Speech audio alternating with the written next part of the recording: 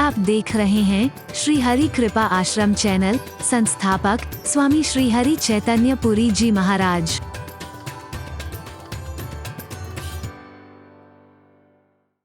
मंत्री परिषद के अध्यक्ष शैलेंद्र मोहन पूरे क्षेत्र की ओर से महाराज जी का स्वागत, आभार एवं अपने विचार व्यक्त करेंगे। महाशिवरात्रि जी के इस पावन पर्व पर महाराज जी हर वर्ष की भांति इस क्षेत्र का मार्गदर्शन करने, इस भूमि को शुद्ध करने और हम सबको एक अध्यात्म की तरफ जोड़ने के लिए आए हैं। मैं क्षेत्र की तरफ से उनका आभार व्यक्त करता हूं, उनका स्वागत करना चाहूंगा। मैं क्योंकि समय अधिक हो गया, आप प्लीज, मैं महाराज जी से यही कामना करूंगा, प्रभु से यही कामना करूंगा कि उनके आशीर्वाद से हमारे क्षेत्र का हर व्यक्ति, समाज का हर व्यक्ति समृद्धि करे।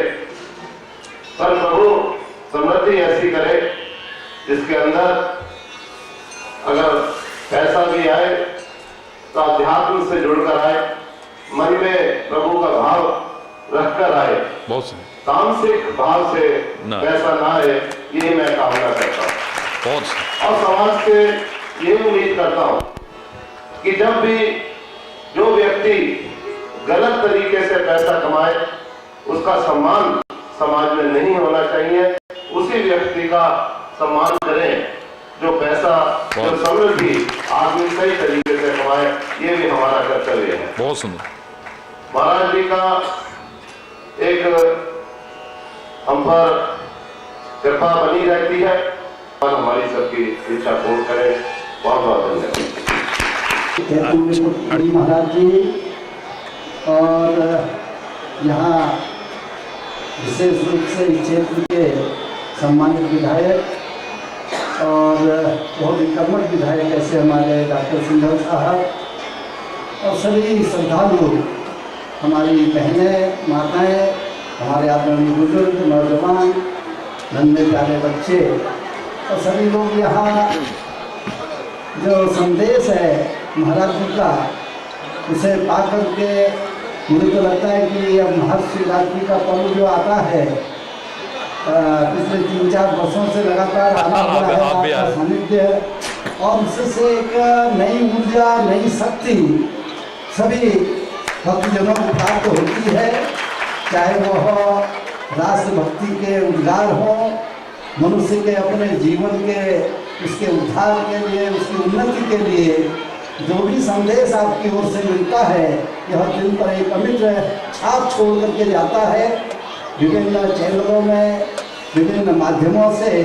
उससे भी आपका दर्शन सभी लोग प्राप्त करते हैं और दर्शन के साथ साथ जब आपकी मधुर वाणी में श्रवण होता है तो वह एक अद्भुत ही एक दृश्य और एक अनुभूति मन में रहती है। आपके दर्शन पाकर के प्रताप हुआ, मन में इच्छा तो रहती है कि हमेशा आपका सानिध्य रहे, लेकिन मजबूरियाँ है, लेकिन फिर भी प्रयास रहता है कि आप उपस्थित हो।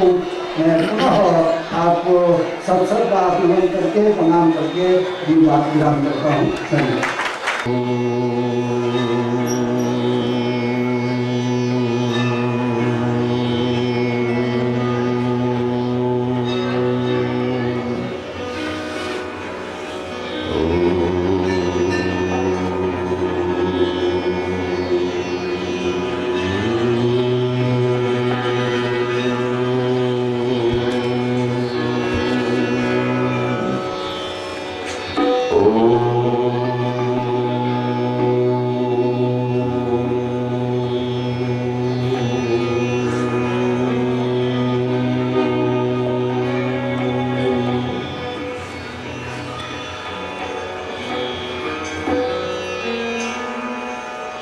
सर्वे भवन्तु सुखिनः, सर्वे सन्तु निरामयाः, सर्वे भद्राणि पश्यन्तु, मा कश्चित् दुःखभाग् भवेत्। ओम शांति शांति शांति। ओ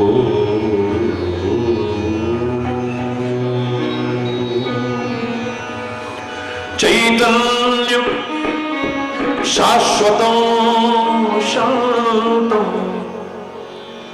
व्योमातीतं निरंजनं नादबिन्दुकलातीतं तस्मै श्री गुरवे नमः। ओम शांति शांति शांति। कर्पूर गौरम करुणावतारम संसार सारम भुजगेन्द्रहारम सदा वसंतं हृदयारविंदे भवं भवानी सहितं नमामि। ओम नमः शिवाय।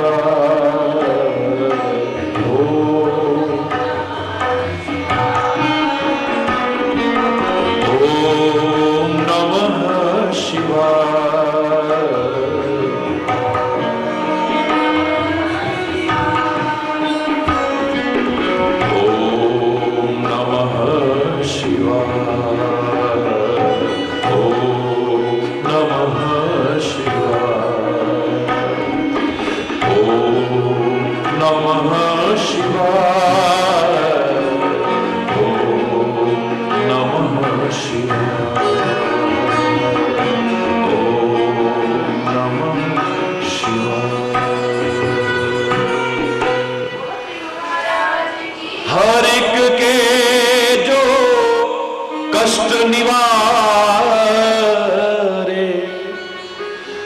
हर एक का जो ईश्वर,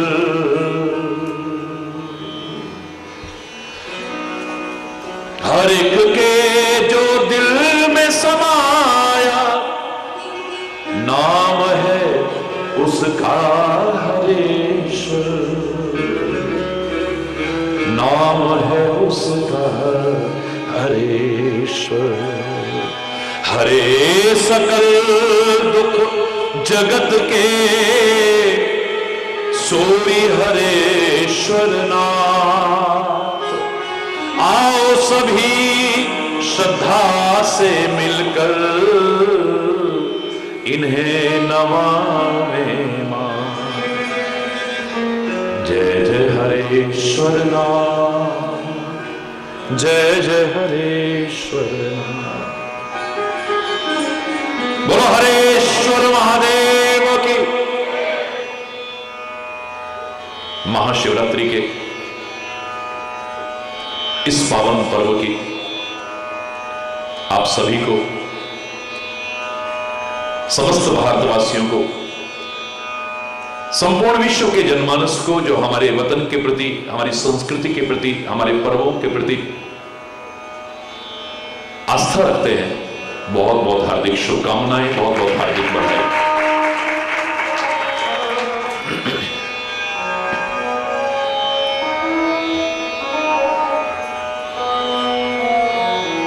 परमात्मा शिव, शिव यानी कल्याण, सबका कल्याण करें, सब पर कृपा हो परमात्मा शिव के। मैं हृदय से सभी के लिए बहुत बहुत हार्दिक शुभकामनाएं भी करता हूं और प्रार्थना भी करता हूं।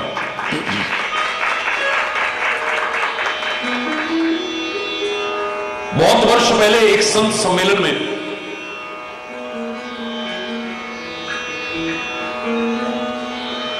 मैंने खाली इतना कह दिया था कि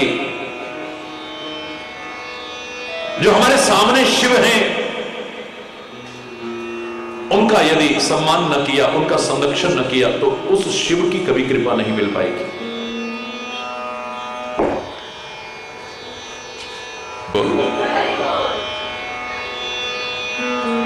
बड़ा विचित्र सा लगा लोगों को। मैंने कहा कि मैं आपको आपके सामने भगवान शिव के दर्शन कराता हूं। बड़े बड़े धर्माचार्य बैठे थे,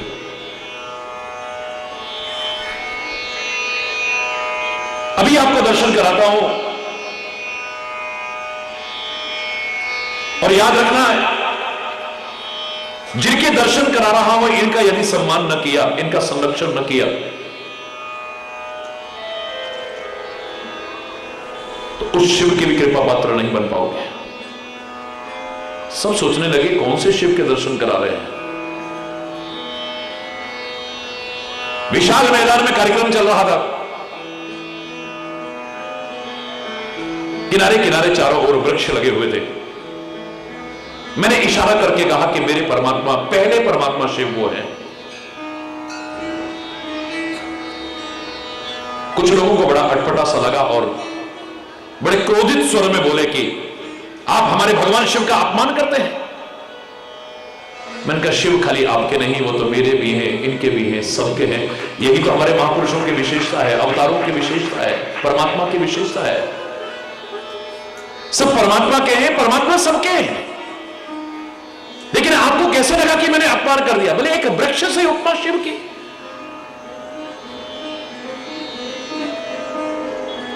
मैंने कहा मेरे परमात्मा शिव की सबसे बड़ी विशेषता, सब विशेषता ही है, लेकिन सबसे बड़ी विशेषता क्या है? लोकोपकार के लिए हलाहल विष का पान किया उन्होंने, लोगों को अमृत दिया, खुद जहर पिया है।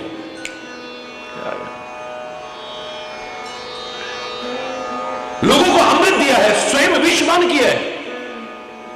और मेरे वृक्ष भी क्या करते हैं? कार्बन डाइऑक्साइड का जहर पीते हैं और ऑक्सीजन का अमृत जन जन तक पहुंचा रहे हैं। मैंने इन्हें शिव कह दिया तो कौन सी अतिशयोक्ति? प्रकृति का संरक्षण यदि न किया हमने, प्रकृति के नियमों का पालन यदि न किया हमने, प्रकृति को यदि विकृत करने की कोशिश की, उसके साथ छेड़छाड़ करने की कोशिश की, इसके नियमों की यदि अवहेलना की, तो याद रखना ये प्रकृति मां, जन्म देने वाली मां से ज्यादा हमारी रक्षा के एक कब भक्षक बन जाती है, फिर पता भी नहीं चलता है। बहुत त्रासदियां हुई, लेकिन अभी कुछ समय पूर्व हमारी इस देवभूमि में जो केदार खंड में त्रासदी हुई है, कुमाऊं और गढ़वाल के विभिन्न क्षेत्रों में जो त्रासदी हुई है, जो पीड़ा, दुख, दर्द सहा है, रोंगटे खड़े हो जाते हैं अभी तक।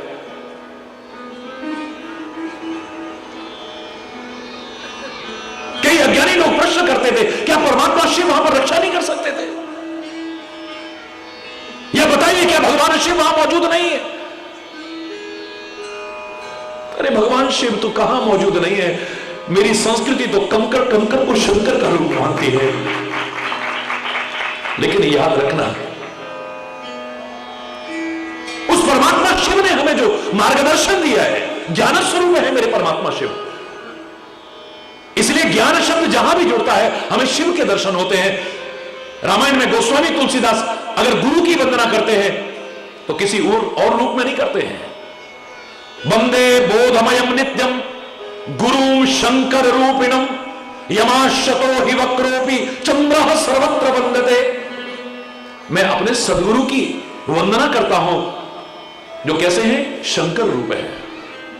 ज्ञान दिया है उन्होंने, विचार दिया है हमें जीवन जीने की कला सिखाई, जिसके बिना हम मानव के शरीर में मानव भी नहीं कहलाने लायक। आपने कभी सोचा कि हमारे जितने भी तीर्थ हैं, जितने भी मंदिर होते हैं, जितने भी पवित्र उपासना स्थल हैं, उन सब के आसपास या तो वृक्ष होंगे या नदियां होंगी या दोनों के दोनों होंगे। प्रकृति का स्वरूप है, उसके बिना अधूरा है। इनका दोहन करके, इनको छेड़छाड़ करके, इनकी विकृत करके, इनके नियमों की अवहेलना करके उस परमात्मा शिव के कृपा पात्र नहीं बन पाएंगे। हम चैलेंज करके कह रहा हूं, कल जो गुजरा वो फिर से न गुजरे, आने वाला वो कल ऐसा हो ना, हम चले नेक रास्ते पे, हमसे भूल कर भी कोई भूल हो ना। हमने छेड़ा है, हमारे मन में दर्द है, हमारे मन में पीड़ा है, कसक है, बिल्कुल। जिन्होंने अपने प्राण त्यागे, हम परमात्मा से प्रार्थना करते हैं उनकी आत्मा को शांति मिले। जो जीवित तो हैं लेकिन अभी भी पीड़ित है, जिनके सामने पुनर्वास की समस्या है, सरकार अपना प्रयास कर रही है, हम सबका भी एक उत्तरदायित्व बनता है और परमात्मा से भी प्रार्थना करें कि ऐ परमात्मा उन पर और कोई कभी विपत्ति न आए, समय पर उनका पुनर्वास हो जाए, फिर से अपना घर बसा सके वो। लेकिन वहीं पर यह कहने को मजबूर होना पड़ता है कि हमने स्वयं इसे विकृत करने की कोशिश की है। याद करो, मैंने कहा था मुझे 3 तरह के लोग नजर आते हैं दुनिया में। एक प्रकृति परिपूर्ण जीवन जीते हैं, एक विकृति परिपूर्ण जीवन जीते हैं और एक संस्कृति परिपूर्ण जीवन जीते हैं। उदाहरण के तौर पर खुद खाना यह प्रकृति है, किसी का छीन करके खाना, किसी को चैन से न खाने देना, यह बोलो विकृति है, और किसी को खिला करके खाना मेरे देश की संस्कृति है। स्वयं मैं जीना चाहता हूं, स्वयं जीना चाहता हूं, यह प्रकृति है। तुम जीना चाहते हो तो और भी जीना चाहते हैं।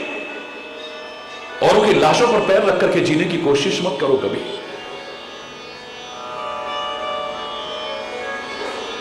होली आने वाली है, लेकिन अब होली से होली, अब कहां है होली? अब तो इंसानों की जिंदा होली जलाने में भी लोगों को शर्म नहीं आती है। चलते चलते इतना जरूर कहूंगा कि बहुत हिंसा होली, बहुत घृणा होली, बहुत वैमनस्यता होली, बहुत कटुता होली। अब तो प्यार की होली खेलो, अब तो सद्भाव की होली खेलो, अब तो एक मानवता की होली खेलने की कोशिश करो। जीवन का हर क्षण खुशियों से भर सकता है यदि भगवान शिव ने या शिव स्वरूप हमारे गुरुदेव ने या प्रकृति ने जो हमें शिक्षा दी है उसे हम लें। मेरे से एक बच्चे ने पूछा था, ये दिवाली साल में एक बार क्यों आती है, खुशियों का पर्व, रोज रोज क्यों नहीं आता? पटाखे फोड़ो, मिठाइयां खाओ, नए नए कपड़े पहनो, रंग रोगन हो, साफ सफाइयां हो। महाराज जी रोज क्यों नहीं? साल में एक बार तो क्या, 365 दिन तो क्या, जीवन का तेरा हर क्षण दिवाली की खुशियों से भरपूर हो सकता है। मैं चैलेंज करके कह रहा हूं। कैसे महाराज जी? दिवाली शब्द को सीख लेना। दिवाली में 3 अक्षर हैं, दी वा ली। मेरे परमात्मा ने, मेरे ग्रंथों ने, मेरे वेदों ने, मेरे महापुरुषों की वाणियों ने या मेरे संतों ने, मेरे महापुरुषों ने जो शिक्षा दी वह आपने ली। दी व ली का क्रम अगर ठीक चलता रहा तो जीवन का हर क्षण दिवाली की खुशियों से भरपूर हो जाएगा। जीवन का हर क्षण दिवाली की खुशियों से भरपूर हो जाएगा। पर हम तो मनमाना जीवन जीते हैं, मनमाना आचरण करते हैं। एक जगह ऐसी थी जहां पर हमें सिखाया जाता कि तुम्हारे अंदर तो अच्छाइयां भी हैं, तुम्हारे अंदर बुराइयां भी हैं, तुम्हारे अंदर दैवत्व भी है, तुम्हारे अंदर असुरत्व भी है, तुम्हारे अंदर बहुत ऊंचा पहुंचने की सामर्थ्य भी है और बहुत नीचे गिरने की भी सामर्थ्य है। तू सच्चा मानव भी बन सकता है, दरिंदा भी बन सकता है। तेरे अंदर सब कुछ है, तेरे अंदर सुमति भी है, तेरे अंदर कुमति भी है। एक जगह है जहां पर मुझे सिखाया जाता है कि मैं अपनी अच्छाइयों को बरकरार कैसे कर सकूं और बुराइयों को दूर कैसे कर सकूं, उनसे कैसे बच सकूं मैं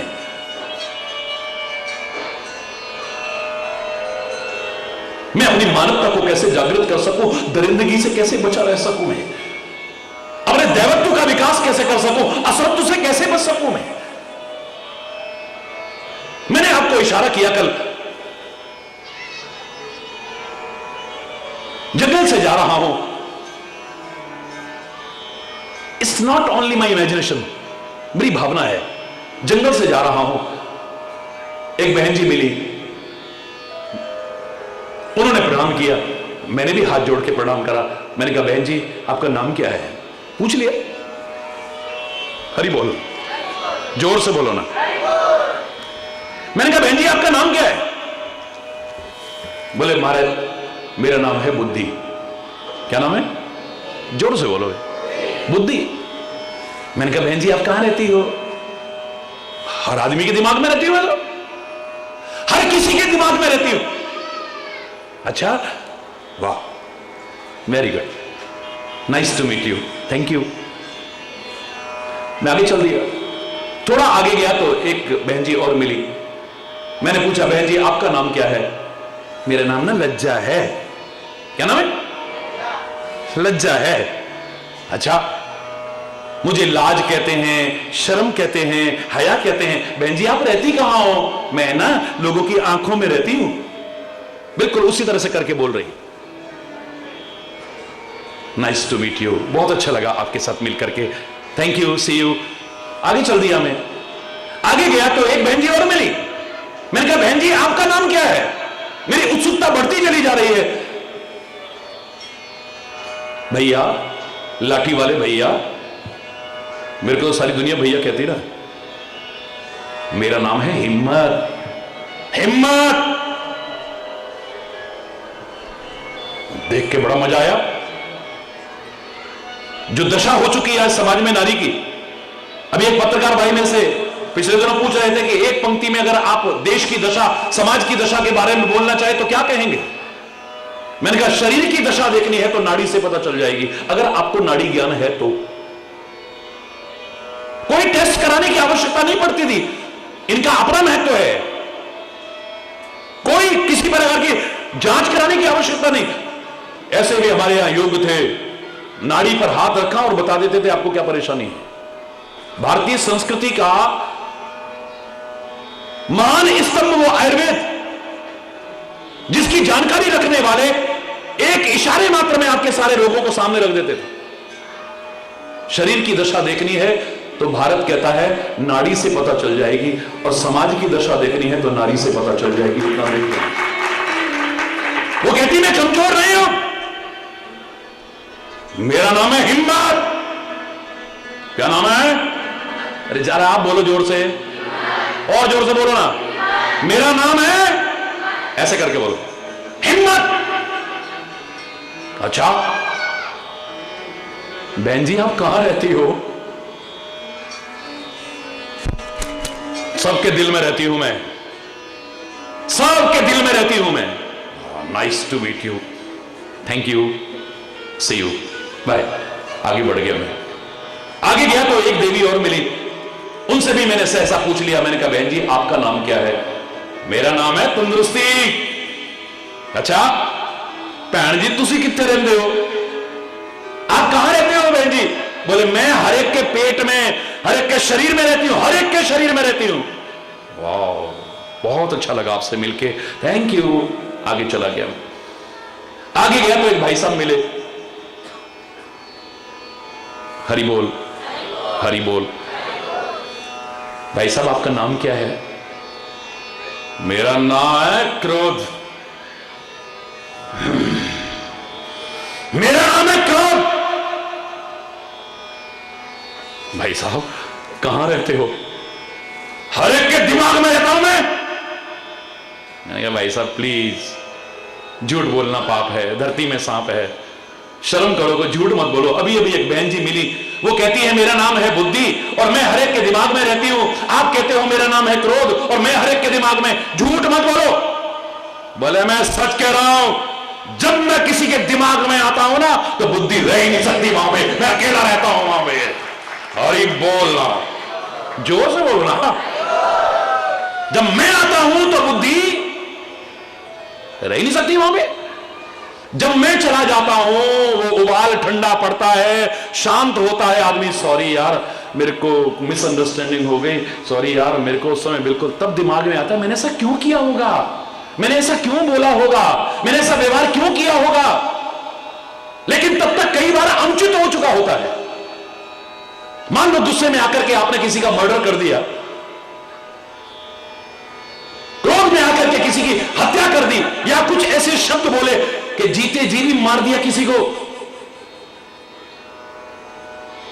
कल मैंने इशारा किया था, आज भी बहुत सारे डॉक्टर बैठे हैं यहां पे, कल भी बहुत डॉक्टर बैठे थे। मैंने कहा देखो हमारे शरीर का एकमात्र अंग जीभ ऐसी है जिसका घाव सबसे पहले बढ़ता है। क्यों डॉक्टर साहब? एम आई राइट?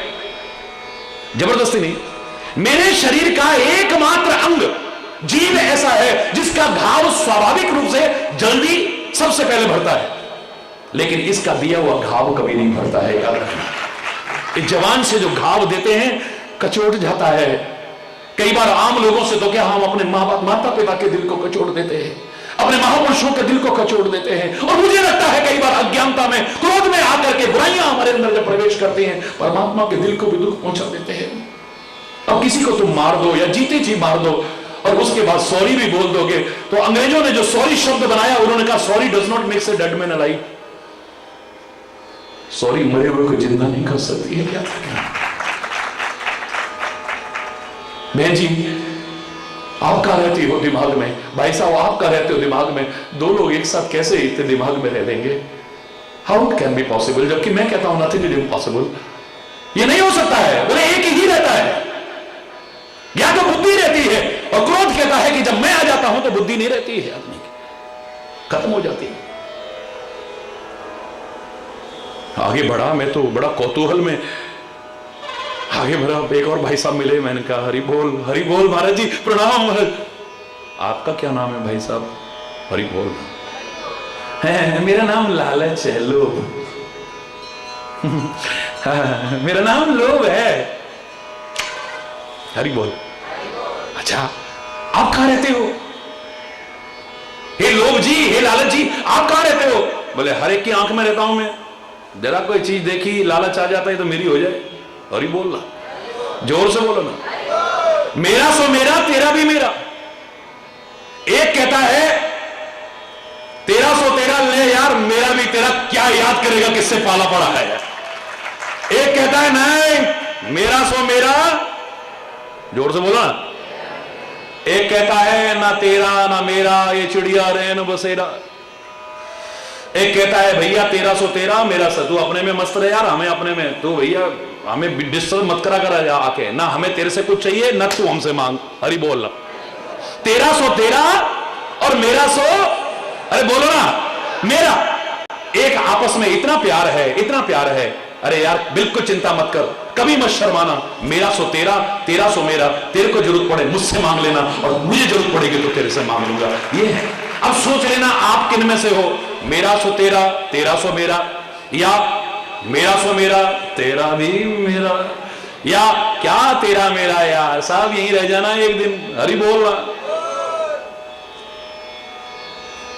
अभी तो लोगों को पता है कि साथ में कुछ नहीं जाता, तब इतनी हालत खराब है। अगर पता लग जाए कि साथ में जाना तो फिर पता नहीं क्या हो रहा था। हरि बोल रहा। तो वो कहता है मेरा नाम है लालच। चाहे मान सम्मान का लालच आ जाए, चाहे धन का लालच आ जाए, या संपत्ति का लालच आ जाए, या किसी व्यक्ति को पाने का लालच आ जाए, मेरी आंखों से लाज शर्म खत्म हो जाती है। लोग कहते हैं अरे क्यों भाई से लड़ रहा है, तू मत बोलना। आंखें बदलती हैं सबसे पहले, आंखें बदल जाती हैं। इन आंखों में लज्जा रहती है, लेकिन जब लालच आ जाता है आदमी की आंखों में तो फिर लाज शर्म हया सब खत्म हो जाती है। याद रखना। मैंने कहा बिल्कुल ठीक कह रहे हो भाई साहब। मैं थोड़ा और आगे बढ़ा तो एक व्यक्ति और मुझे मिले, उसने भी प्रणाम किया। मैंने भी पूछा आपका क्या नाम है, हरि बोल कह करके पूछा। तो उसने कहा मेरा नाम डर है, भय है, बहुत डरा रहता हूं, बहुत डर लगता है। कभी बिजनेस फेल ना हो जाए इसका डर, कभी मैं हार ना जाऊं इसका डर, कभी मेरा कोई प्रोग्राम चल रहा हो फ्लॉप ना हो जाए उसका डर, कभी कहीं पर फसल पकी है बारिश ना हो जाए इसका डर, मेरे बच्चे फेल ना हो जाएंगे इसका डर, मेरे बच्चे बच्चियां बर्बाद ना हो जाएंगे इसका डर, मेरी बेइज्जती ना हो जाए कहीं इसका डर। पता नहीं काहे काहे के डर है। मेरा धन नष्ट ना हो जाए इसका डर, मेरा मान सम्मान नष्ट ना हो जाए इसका डर, मेरा शरीर नष्ट ना हो जाए। जरा अखबार में पढ़ा, जब सांस फूलने लगता है, चिड़ियां चढ़ने में दिक्कत होती है, तो ये है मेरे को भी तो नहीं है कहीं। हरि बोलना। जब ऐसे लक्षण होते तो कैंसर है, मेरे को भी तो नहीं है। डर ही डर समाया हुआ है। मेरे से रहा नहीं गया। मैंने कहा भाई साहब कहां रहते हो? डरते डरते कहता है मैं हर एक के दिल में रहता हूं जी।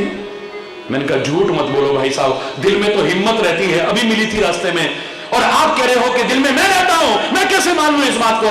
बोले महाराज बुरा मत मानना, जब मैं आ जाता हूं ना किसी के दिल में तो हिम्मत सारी चकनाचूर हो जाती है, सब भाग जाती है। हरि बोल। हिम्मत टिकी नहीं सकती है कभी भी। मेरे से बड़ी उत्सुकता जगी। मैंने कहा एक से एक लोग मिल रहे हैं भाई, और शिक्षा भी मिल रही है। मैं और आगे बढ़ा।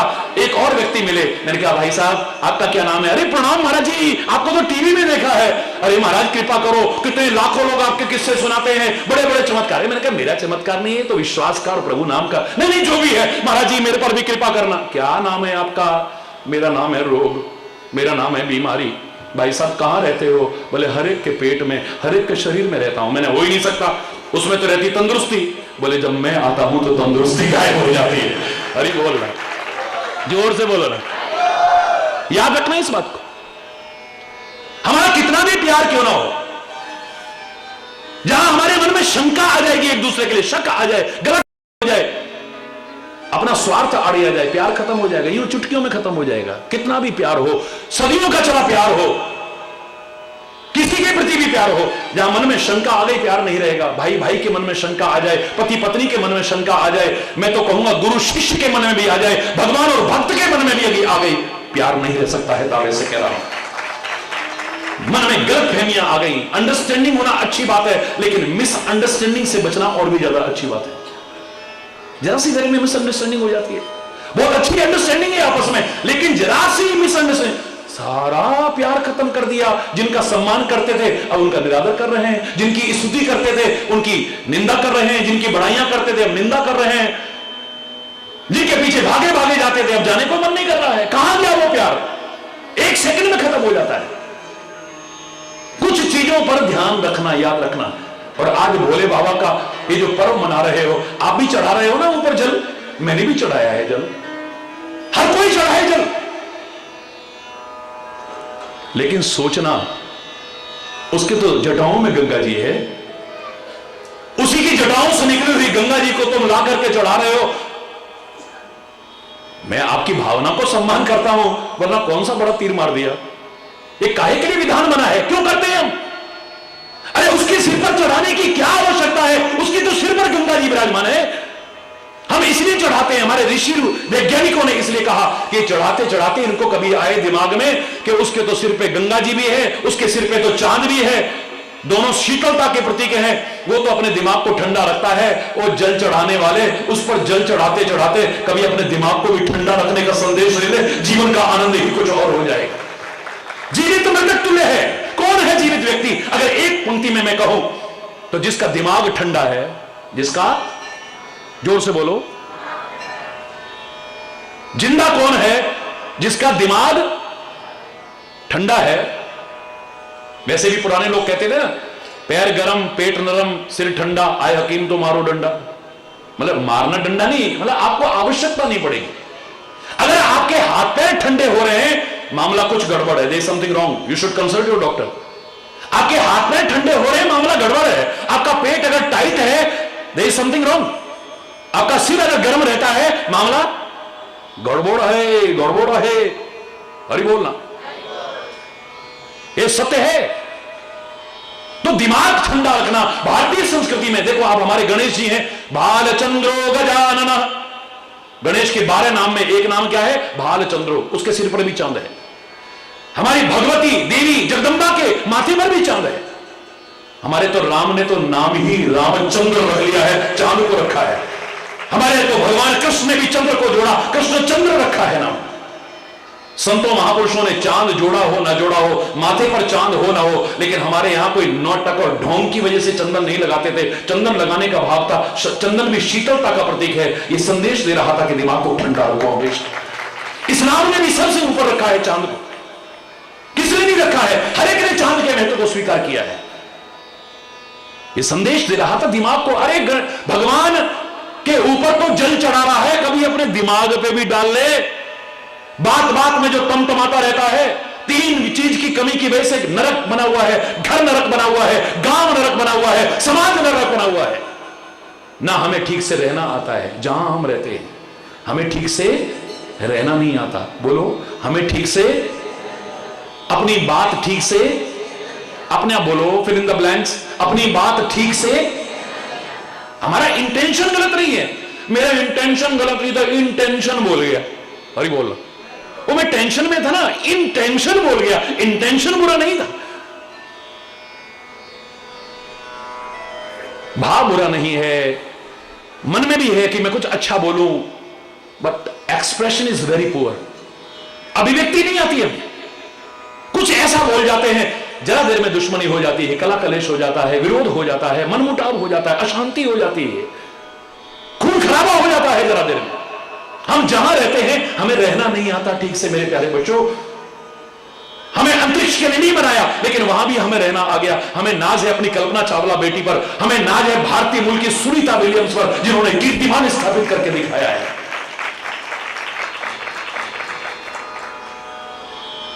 हमें अंतरिक्ष के लिए परमात्मा ने नहीं बनाया, पर वहां हमें रहना आ गया। बोनस है, जो कर्मचारी होंगे वो तो जानते होंगे बोनस अच्छा लगता। अरे बोल, जोर से बोल रहा बोनस अच्छा लगता है। ये बोनस है कि हमें अंतरिक्ष में रहना आ गया, हमें आकाश में रहना आ गया, हमें सागर में रहना आ गया, सागर की गहराइयों में रहना आ गया। मास्क लगा करके, ऑक्सीजन मास्क लगा करके महीनों महीनों रिसर्च कर रहे हैं वैज्ञानिक। सागर की गहराइयों में रहना आ गया, सागर में रहना आ गया, आकाश में रहना आ गया, अंतरिक्ष में रहना आ गया। लेकिन जहां के लिए बनाए गए थे, काश यहां ठीक से रहना आ जाए, स्वर्ग उतर आएगा, यहां स्वर्ग उतर आएगा। हमें ठीक से रहना नहीं आता है, हमें ठीक से अपनी बात को, जोर से बोलो, कहना नहीं आता है। वैसे बड़े प्यार से कहेंगे, वाणी एक अमोल है, जो कोई बोले बोल, ये तराजू तोल के तब मुख बाहर बोल। ये वाणी बड़ी अमूल्य है, सोच के बोलो, तोल के बोलो। ये निकलने के बाद वापस नहीं आ सकती, चाहे कितना कह दो मैं अपने शब्द वापस लेता हूं। शब्द, जवान से निकला हुआ शब्द कभी वापस नहीं आता है, कमान से निकला हुआ तीर कभी वापस नहीं आता है, और शरीर से निकला हुआ प्राण कभी वापस नहीं आता। एक्सेप्शंस आर ऑलवेज देयर, मैं उनको छोड़ देता हूं।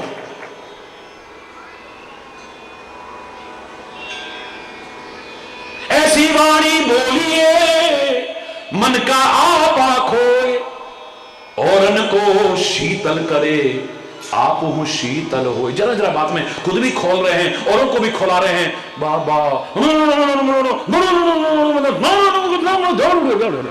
समझ भी नहीं आ रहा क्या बोल रहे हैं, हरी बोल रहा है। याद रखना, भगवान ने इस जवान में हड्डी नहीं बनाई है। याद रखना, भगवान ने हमारे हृदय में हड्डी नहीं बनाई है। याद रखना, परमात्मा ने हमारे दिमाग में हड्डी नहीं बनाई है, कोशिकाओं का बना हुआ है ये, कोई बोन नहीं है इसके अंदर। यानी परमात्मा नहीं चाहता कि इनमें कठोरता आए। जब परमात्मा नहीं चाहता, प्रकृति नहीं चाहती, इनमें कठोरता लाओगे तो प्रकृति के नियमों की अवहेलना कर रहे हो। और मैंने कहा ना, खुद जीना चाहते हो, ये प्रकृति है। किसी को चैन से नहीं जीने देते हो, या लोगों की लाशों पर पैर रख करके जीते हो, ये विकृति है।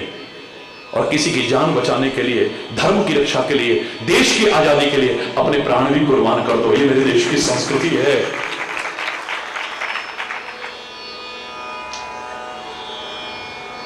खीरा मुख सो काटिए, मलिए नमक लगाए। खीर खाना हो सकता है डॉक्टर मना कर दे, पर खीरा तो गुणकारी है, शीतल भी है, गुणकारी भी है। बहुतों ने खाया होगा, पर देखा कभी आपने उसका मुंह काटते हैं पहले, वरना खा नहीं सकते आप। मुंह काटोगे और इतने पर नहीं, काटने के बाद नमक, कटे पर नमक, शर्म करो कुछ तो, कटे पर नमक लगाते हो, चाकू से ऐसे बेंधते हो, क्या प्रवृत्ति है हमारी। उसके बाद सब्र नहीं आता, उसे घिसते हो, झाग निकालते हो, उसके बाद फिर उसे काटते हो, अब खाने लायक हुआ। अरे चाहे इतना गलत काम भी आपने किया, पर कुछ सही तो सीखा होता। ये बता रहा है कि खीरा मुख सो काटिए, मलिए नमक लगाए, रही मन कड़वे मुखन को, मिलती यही सजाए। इसका मुंह बड़ा कड़वा है, बाकी सब ठीक है, बहुत गुणकारी है, बहुत अच्छा है, पर मुंह बड़ा कड़वा है। वैसे जी हमारे तो देखो, जो आ जाता हम बोल देते हैं, हमारा दिल बुरा नहीं है। तेरे को कोई बोलने लगेगा, पता चलेगा तेरे को कितना अच्छा लगता है। जरा किसी ने अगर तेरे को स्पष्टवादी बन करके कुछ बोल दिया, तेरी हवा खराब हो जाएगी। हरी बोल रहा, जोर से बोलो ना। हमें ठीक से रहना नहीं आता है, हमें ठीक से अपनी बात को बोलो ना, कहना नहीं आता है। और कहां जरूरी है वहां सहना नहीं आता है, बर्दाश्त नहीं है, बर्दाश्त तो है ही नहीं।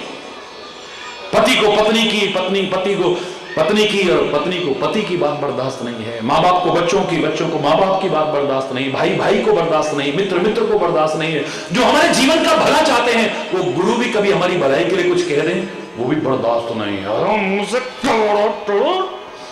हरी बोलना, वो तो उन्हीं को टांग दिखाने लग जाता, वाह भाई वाह, हरी बोलना, जोर से बोलो ना, और जोर से बोलो ना। बर्दाश्त नहीं है, सहन शक्ति नहीं है।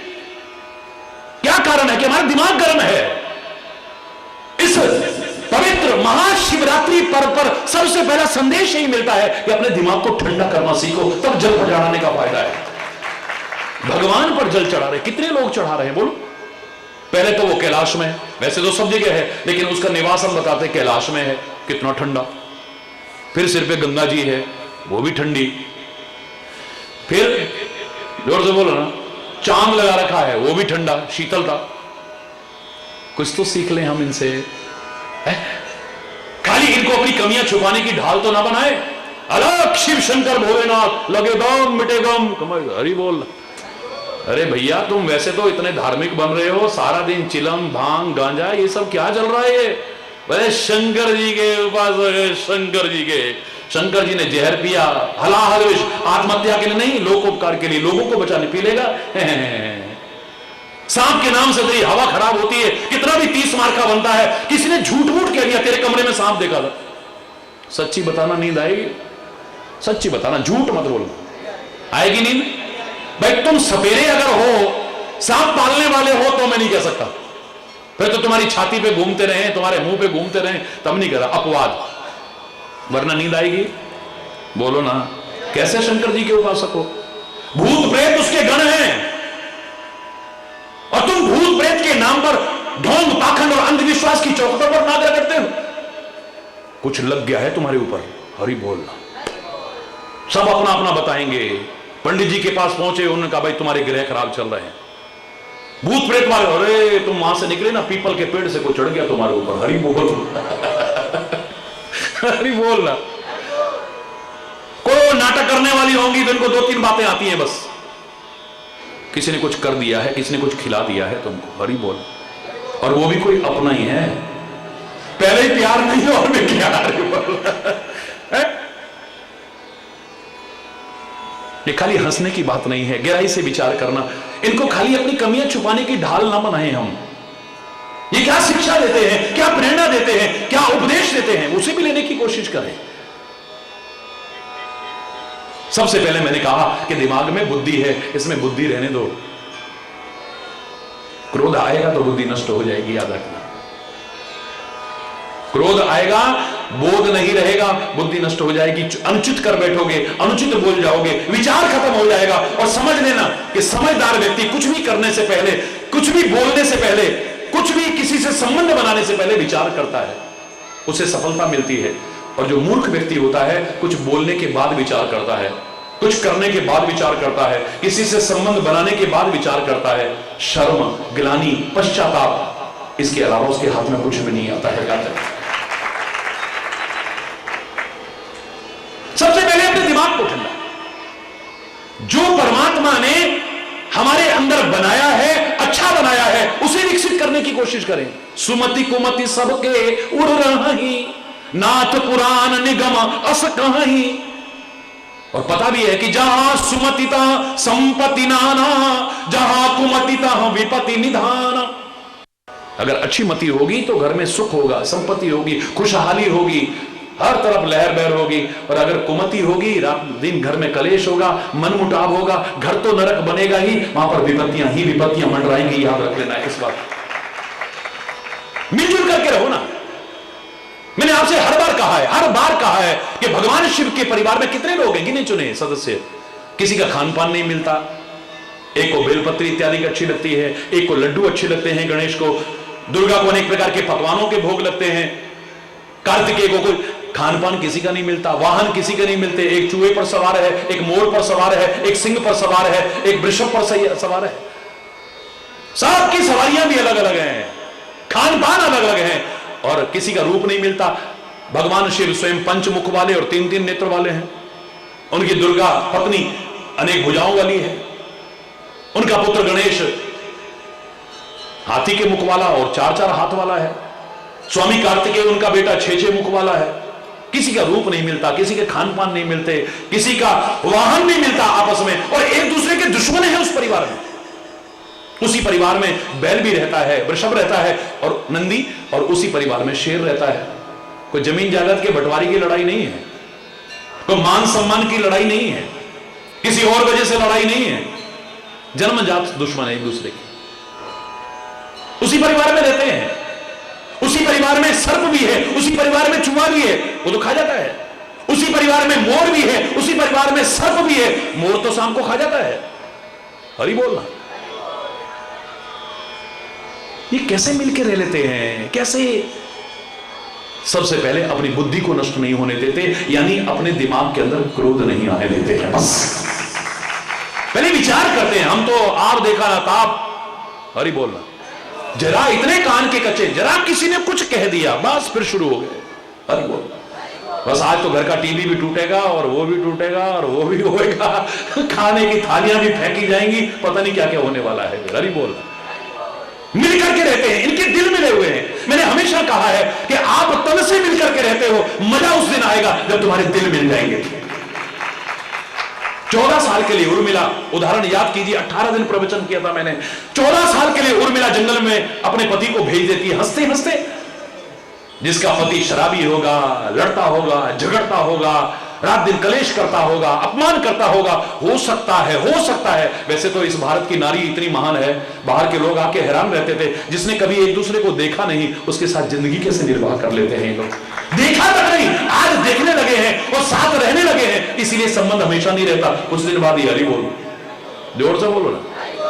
पंडित जी रिश्ता तय कराते थे, नाई जो बाल बनाते थे वो रिश्ता तय कराते थे, कहीं पर रिश्ता करे, किसी ने देखा नहीं एक दूसरे को, कैसी जिंदगी व्यतीत कर लेते हैं ये लोग। हरि बोलना, जोर से बोलो ना। है? फिर भी कितना बर्दाश्त करती है नारी, एक अलग विषय हो सकता है, लेकिन मैं कह रहा हूं, हो सकता है ऐसे पति को 14 साल तो क्या 24 साल को भी जाए तो बढ़िया है। वैसे तो मेरा मन नहीं लगेगा, पर चलो आप चले जाओ राम जी। हरि बोल रहा, जोर से बोलो रहा है। इतने दिन तो शांति रहेगी कम से घर में है, लेकिन यहां तो इतना प्यार है आपस में, फिर भी 14 साल के लिए हंसते हंसते भेज दिया। किस ताकत के बल पर? 18 दिन के प्रवचन के बाद में मैंने निष्कर्ष एक पंक्ति में निकाला था, एक पंक्ति में, एक शब्द में निकाला था। इसका नाम है उर्मिला। वो कहती है हमारा उर्मिला है, तन किसी वजह से दूर भी होगा तो एक दिन तन भी मिल जाएगा यदि उर मिला हुआ है, और अगर हमारा तन मिला हुआ है, दिल नहीं मिला हुआ है, तो तन भी कब भी छुट जाएंगे पता भी नहीं चलेगा। एक घर में दीवार बाद में आती है, खेत में दीवार बाद में आती है, फैक्ट्री में दीवार बाद में आती है, किसी भी जगह पर दीवार, पहले दिल में दीवार आती है। बड़े खुश होते हो, बहन आज तेरी हैप्पी मैरिज एनिवर्सरी, क्या मिला तेरे को? देख डायमंड का वो मिला, देख सोने की वो मिली, देख मेरी साड़ी लाए कितनी अच्छी, देख मेरे लिए कितने अच्छे वो लेके आए। अपनी अपनी सामर्थ्य से हर कोई गाता है, मेरे लिए ये लेके आए, मेरे लिए ये लेके आए, मेरे लिए ये लेके आए, ये मिला, वो मिला, ये मिला, वो मिला, और भी तुमको मिले, लेकिन तुम्हारा दिल नहीं मिला तो सब बेकार हो गया। अभी तो इतना कुछ खुशी खुशी मना रहे थे और 2 मिनट बाद ही मारपीट हो रही है, टीवी तोड़े जा रहे हैं, सामान फेंका जा रहा है। 2 मिनट में घर का माहौल बदल गया। क्यों? क्योंकि दिल तो मिले नहीं। तन बाद में, पहले दिल मिले तो देखो, अब कोई भी रिश्ता कभी दूर हो ही नहीं सकता है। अरे बोलना, दिमाग में बुद्धि है, इसको रहने देना। इससे बचने का एक ही तरीका है, जैसे शिव जी के ऊपर जल ठंडा रख रहे हो, अपना भी दिमाग ठंडा रख लेना। बस मैंने आपसे कहा कि मृतक है हर व्यक्ति जो इस पंक्ति में फिट नहीं बैठता है। जीवित व्यक्ति वो है जिसका दिमाग ठंडा है। दिमाग बोलो, मस्तिष्क जिसका ठंडा है, चेतना जिसकी जागृत है, और रक्त जिसका गर्म है, वो जिंदा है, वरना जीवित भी मृतक तुल्य जीवन जीता है। चेतना अगर जीवित है, आदमी का हार्ट फेल हो गया है, सारी बॉडी बिल्कुल बेकार हो चुकी है, लेकिन अगर चेतना जागृत है, मशीनों में रख लेंगे उसको, समय का इंतजार करेंगे। पहले कहते थे नहीं ऐसे हो गया, बोले नहीं। भगवान कृष्ण ने जो आज से इतने वर्ष पहले कहा था गीता में, ऊर्ध्वमूलम अधः शाख अश्वत्थम प्राहुरभ्यम छंदांसि यस्य पर्णानि यस्तम वेद स वेदवित्। उन्होंने कहा था, ये शरीर के साथ, वृक्ष के साथ उपमा दी थी। और उन्होंने कहा था फर्क इतना है कि उस वृक्ष में जड़ नीचे होती है और हमारे शरीर रूपी वृक्ष की जड़ ऊपर है। जिस दिन जड़ जब तक जीवित है तब तक आदमी के जीवित होने की संभावना रहती है, याद रखना। ऊर्ध्वमूलम अधः शाखा, इसमें शाखाएं हमेशा ऊपर की ओर जाती हैं। बस हमारे शरीर रूपी वृक्ष में इतना अंतर है, शाखाएं नीचे की ओर। हाथों को देखो, पैरों को देखो, ये शाखाएं नीचे की ओर आ रही हैं। छंदांसी यस पर्णानि यस्तम वेद सवेदविद। कितने महान वैज्ञानिक थे हमारे ऋषि। तभी तो मैं गर्व से कहा करता हूं कि आप जानते हो भारत कृषि प्रधान देश है, बिल्कुल सही बात है, लेकिन ये ऋषि प्रधान देश भी है, इसे मत भूलिए। राम के बिना, कृष्ण के बिना, गुरु नानक के बिना, गुरु गोविंद सिंह के बिना, शंकराचार्य के बिना, चैतन्य महाप्रभु के बिना, विवेकानंद के बिना, दयानंद के बिना, गंगा के बिना, यमुना के बिना, इन नदियों के बिना और हमारे संतों महापुरुषों के बिना, हमारे वेद पुराण ग्रंथों के बिना भारत की पहचान की कल्पना भी नहीं कर सकते। हमारे भारत की पहचान है, तभी तो गर्व से कहता हूं लोग लूट करके ले गए सोना चांदी हीरे जवाहरात कोहिनूर खजाने, लेकिन अध्यात्म ज्ञान अभी भी हमारे मनुष्यों के मस्तिष्क में है।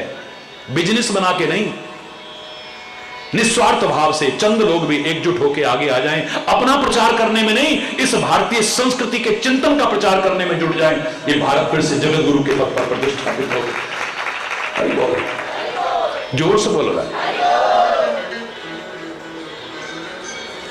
आंखों में लाज शर्म है, बड़े छोटे का लिहाज है, लेकिन जब लालच आ जाता है, चाहे पैसे का लालच हो, चाहे मान सम्मान का लालच आ जाए, किसी वस्तु पदार्थ का लालच आ जाए या किसी पद का लालच आ जाए, लाज शर्म खत्म हो जाती है, फिर अपने पराये का पहचान खत्म हो जाती है आदमी की। लोभी आदमी कभी एक दूसरे को पहचान नहीं सकता, कभी भी वो रिश्ते नातों की कदर नहीं कर सकता, कभी भी। याद रखें, इस दिल में इतनी हिम्मत है व्यक्ति के अंदर कि सारी दुनिया को झुका करके दिखा सकता है। सबसे ज्यादा ताकतवर शेर माना जाता है, लेकिन इस इंसान के अंदर इतनी ताकत है, उंगलियों पर नचाता है उसे, उंगलियों पर। हरि बोल। हालांकि फिर कह रहा हूं, वनों की, वन्य जीवों की रक्षा करनी चाहिए, हमें संरक्षण करना चाहिए। ऐसा ना हो कभी किताबों में पढ़ने को मिले। मैंने अभी एक मैसेज भेजा था, रोज सुबह सुबह मैसेज भेजता हूं ना, तो उसमें दिखाया था मैंने कि पेड़ काट रखे हैं और कटे हुए पेड़ों के ऊपर बच्चों को बैठा रखा है, सामने ब्लैक बोर्ड पर पेड़ बना रखा है और बता रहे हैं कि पेड़ ऐसा होता है। स्टूल नहीं ले रखे, वो जो जड़ें हैं पेड़ों की, पेड़ काट दिए, उनके ऊपर बच्चों को बिठा रखा है। बड़े जोक। हरि बोल। ऐसा ना हो कभी कि हमें पढ़ने को और देखने को किताबों में ही मिले कि ऐसे होते थे वृक्ष, ऐसे होते थे शेर, ऐसे होते थे फलाने वन्य जीव। ये नौबत ना आ जाए, कभी जागरूक होने की आवश्यकता है, क्योंकि जब कम चीज बचती है तो विचार आ ही जाता है, ज्यादा होती तो इतना ध्यान नहीं देते। जब तक ज्यादा बाल थे तब तक ये कितने करते हो, और जब कम रह जाते हैं तब यार भाई साहब आप कंघी क्यों कर रहे हो यार, यही तो बाल है भाई साहब। जब तक शेर ज्यादा थे कोई जागरूक हुआ, अब जब कम बचे हैं तो टाइगर प्रोजेक्ट बन गए। अरे भैया अब थोड़े से बचे का ये भी ना चला, ये इनके संरक्षण में लग जाता है आदमी। हरि बोल। बेचारा कहीं गंज ना दिखे, कभी यूं करेगा बालों को, कभी यूं करेगा बालों को, कोई यूं करेगा। अरे बोल रहा, जोर से बोल रहा। तेरे दिल में बहुत हिम्मत है मानव, बहुत हिम्मत है। और फिर परमात्मा का और सदगुरु का नाम अगर साथ में हो, तेरी हिम्मत और बढ़ेगी। ये दुनिया लाख कहे मैं हूं ना, ये टाइम पे कब धोखा दे जाएंगे पता भी नहीं चलेगा, कब मुंह घुमा जाएंगे पता भी नहीं चलेगा। मैं तभी कहा करता हूं, दुनिया लाख कहे मैं हूं ना, कभी भरोसा मत करना। संत सदगुरु और परमात्मा ना भी कहें तो सोचना वो कह रहे हैं मैं हूं ना, आगे बढ़, घबराने की क्या। No fear when I am here, nothing to worry. जब साथ में हरि हरि बोल रहा, जोर से बोलो रहा, बहुत हिम्मत आएगी। एक आदमी को पता लग जाए पीछे कोई है, छिपकली है ऐसे ऐसे, बिल्कुल मैं किसी का मजाक नहीं उड़ा रहा, लेकिन देखा है मैंने, एक मारे तो 10 बार ऐसे लुढ़कता जाएगा और वो ऐसे कर रहा है, तमाशा हो रहा है वहां पे। ये मूंग और मसूर की दाल, अरे ताकत तो तेरे मेरी उछल का है, पीछे कोई बोलो ना, पीछे कोई, और सामने पुलिस वाले आए जो बेचारे अपना, तुम त्योहार मनाते हो वो बेचारे तुम्हारी सेवा में लगे रहते हैं। होली होली हो, दिवाली हो, अपने सैनिकों को देखो, अपने सुरक्षा कर्मियों को देखो। कमियां तो बहुत निकालते हो, कभी उनके त्याग और समर्पण को भी देखो, कितने शहीद हो जाते हैं अपनी ड्यूटी पर। और उसको भी तड़ी मार रहा है, तो उतरवा दूंगा 2 मिनट में ये सब। हरी बोलना, अभी एक फोन करूंगा ना, एक फोन, हरी बोल।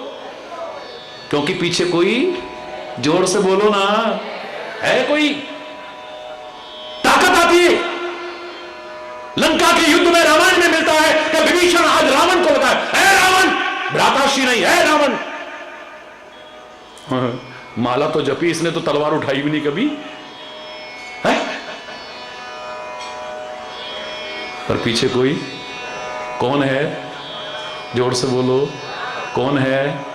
ये दुनिया धोखा दे सकती के लिए राम नहीं। रामायण में पढ़ते हो, रावण ने कहा एक ही बार में खत्म करता हूं, उसने शक्ति चला दी है। रामायण में चौपाई आती है, तुरंत विभीषण पाछे मेला, सन्मुख राम सही सो सैला। पता नहीं, अभी तक तो नहीं दिख रहे थे राम, अचानक राम सामने प्रकट होते हैं, विभीषण को पीछे करते हैं और शक्ति को स्वयं बर्दाश्त करते हैं, स्वयं कष्ट में आ जाते हैं, मूर्छित हो जाते हैं राम, लेकिन अपने भक्त की रक्षा करते हैं। सुग्रीव तो डरपोक है, कायर है, भीरू है, भागता फिरता है। जरा देखे दो राजकुमार, हनुमान जाओ देखो ये कौन है। बाली ने तो नहीं भेजा, बाली ने तो नहीं भेजा, क्योंकि डर है ना, इसलिए हिम्मत हो ही नहीं सकती वहां पे। इशारे में बताना मुझे, डर है मन में। लेकिन वो बाली जिसके डर के मारे सुग्रीव डर के मारे भागा फिरता था, जिसके नाम से भी घबराता था, एक दिन ऐसा आया आधी रात में दरवाजे पर आके पुकारा, है बाली बाहर निकल। बहुत देर तक तो बाली हंसा।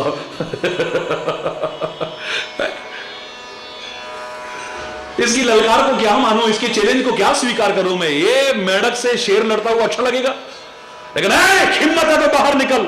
जब बार बार ललकारा तो बाली से रहा नहीं गया, वो आया। मेरा प्रश्न ये है, आप रामायण में पढ़ते हो, आज सुग्रीव बाली को ललकार रहा है, ताकत तो नहीं है, पर पीछे कोई, बोलो ना, जोर से बोलो ना।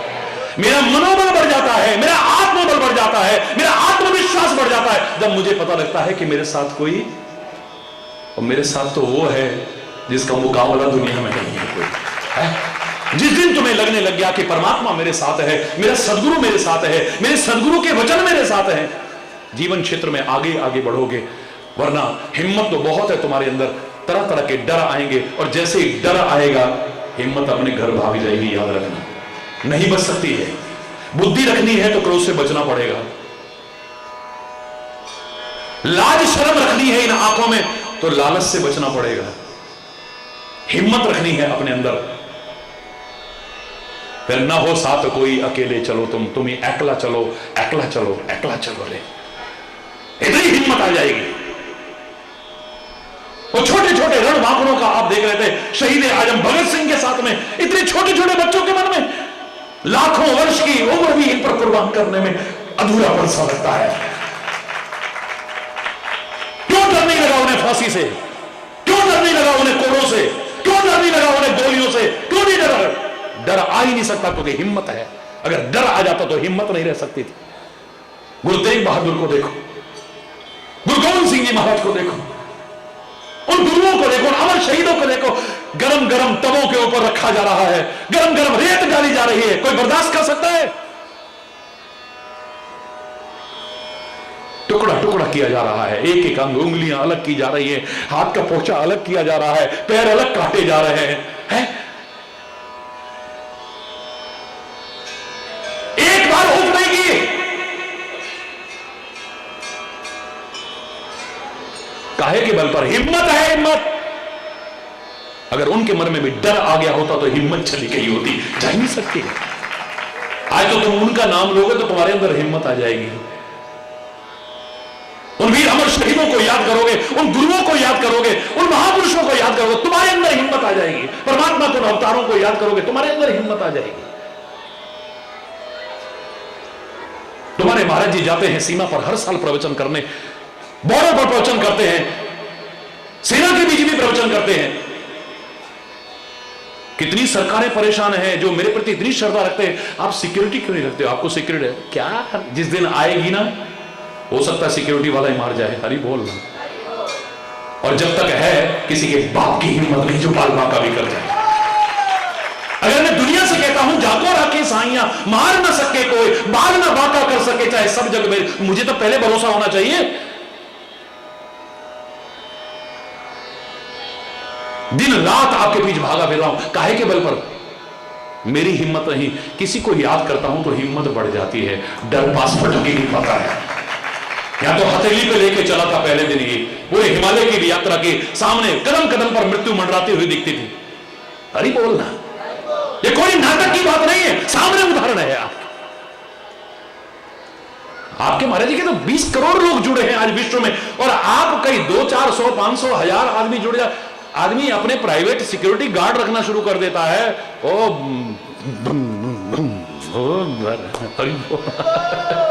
भरोसा ही नहीं है, भगवान पर भरोसा नहीं है। राजनेताओं की वैसे जो अति महत्वपूर्ण लोग हैं उनकी सुरक्षा की जिम्मेदारी सरकार की बनती है, वो करते हैं, मैं उनका विरोध नहीं कर रहा हूं। लेकिन जो भक्ति के पथ की चर्चा करता है, क्या उसे अपने भगवान पर भरोसा नहीं?